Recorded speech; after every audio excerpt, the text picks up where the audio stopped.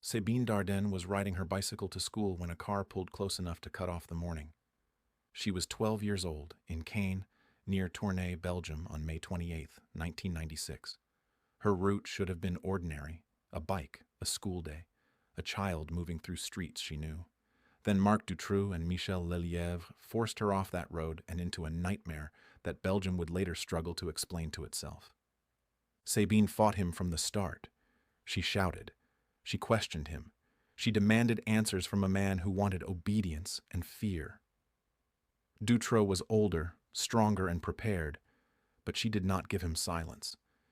He forced her into his vehicle, drugged her, and drove her away from the life she had known only minutes before. At first, her family could not understand where she had gone. A child had left for school and vanished. Belgium already had missing girls whose names had become unbearable to say. Julie Lejeune and Melissa Rousseau, both 8, had disappeared in 1995. Later that summer, Anne Marchal and Ifye Lambrechts vanished too. Families were already living with unanswered terror, and now Sabine's parents had been pulled into that same darkness. Dutroux took Sabine to his house in Marcinelle, near Charleroi. Inside, hidden behind the ordinary walls of a working-class home, he had built a concealed basement cell. It was small, sealed away, and designed so a person could be held where visitors, police, and neighbors might stand nearby and still not see the truth. The world shrank to concrete, a mattress, stale air, and the sound of footsteps above her. Dutroux controlled when she ate, when she washed, when she saw light, and when she heard a voice. He told her lies meant to break her will. He claimed other men wanted to kill her. He told her her parents had not paid ransom. He made himself sound like the only person keeping her alive.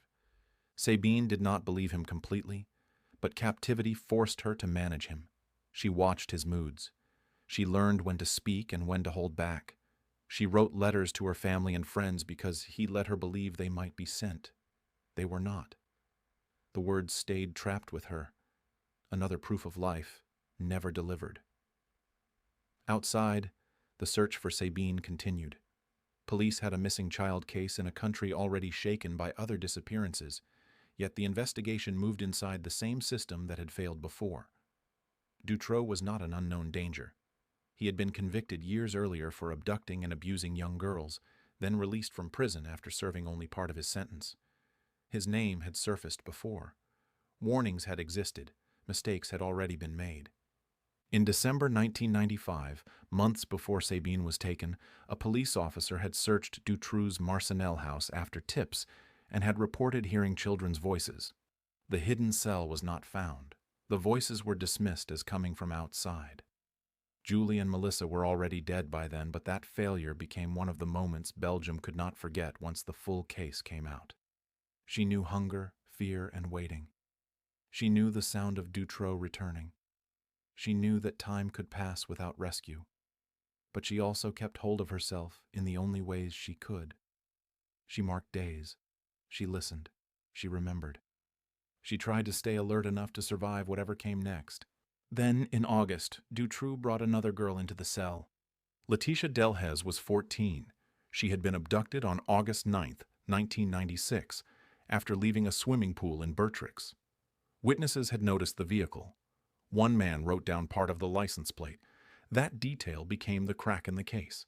Investigators traced it back toward Dutroux, and the man who had hidden behind incompetence and missed warnings was finally being pulled into view. For Sabine, Laetitia's arrival meant horror and hope at the same time.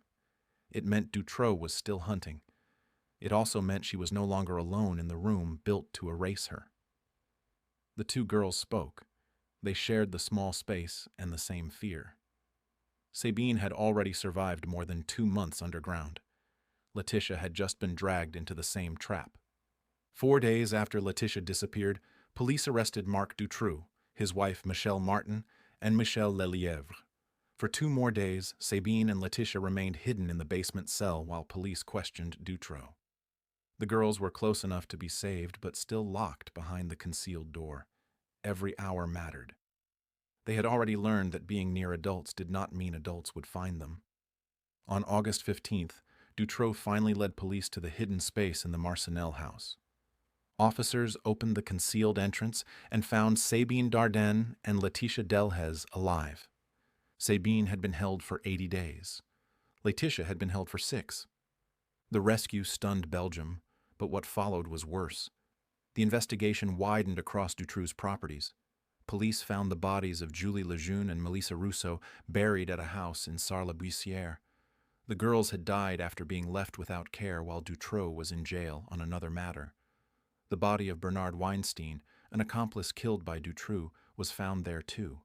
Later, the remains of Anne Marchal and Effie Lambrex were found under a shed in Jumet. They had also been murdered. The case was no longer only about one predator. It became a national reckoning over police failure, judicial failure, early release, lost evidence, poor communication, and a system that had allowed a known offender to keep moving until more children were gone. In October 1996, hundreds of thousands marched in Brussels during the White March, demanding justice and accountability for the victims. Sabine returned to a world that had changed while she was locked away. She had survived, but survival did not give her back the child who had left for school that morning. She had to live with people staring, asking, pitying, and trying to make sense of what could not be made simple. She carried memory with a clarity that mattered later, and she refused to be reduced to the worst thing done to her. The trial did not begin until 2004, nearly 8 years after her rescue. By then, Sabine was a young woman. She entered court knowing the man who had held her would be close enough to hear her voice. Dutroux tried to shape his own story, claiming he was part of a wider network and pushing responsibility away from himself. Sabine did not let him take control of the room the way he had tried to control the basement. She named what he had done. She challenged him. She asked questions that had waited years. She also made clear that she did not want pity. She wanted truth. Her testimony helped carry the case through the long trial that ended with Dutroux convicted of kidnapping, abuse, and murder. He received a life sentence. Michel Martin was sentenced to 30 years, and Michel Lelièvre to 25. The surviving girls had to keep living. The murdered girls did not come home. Their families lived with graves, not answers that could heal anything. Belgium changed parts of its institutions after the case, but reforms came after children had paid the price. Sabine later wrote about her captivity in a memoir known in English as I Choose to Live. The title fit the person who had refused to disappear inside Dutroux's story. She had been a victim, but she was also a witness. She had endured a hidden room, lies, hunger, fear, and the knowledge that the world above her had not found her fast enough. Then she came out alive and spoke. It exposed a killer who had been missed before. It exposed institutions that had failed children already gone. It exposed how many chances had been wasted before the basement door was finally opened. Sabine Dardenne left for school on a May morning and was stolen from an ordinary road. For 80 days, she lived in a place built to keep her unseen. But she remembered. She endured. She survived long enough for the door to open. And when Belgium finally saw what was behind it, no one could pretend the failure belonged to one man alone. Thank you for listening to Horrifying Survival Stories. Subscribe for more stories of those who faced the impossible and lived.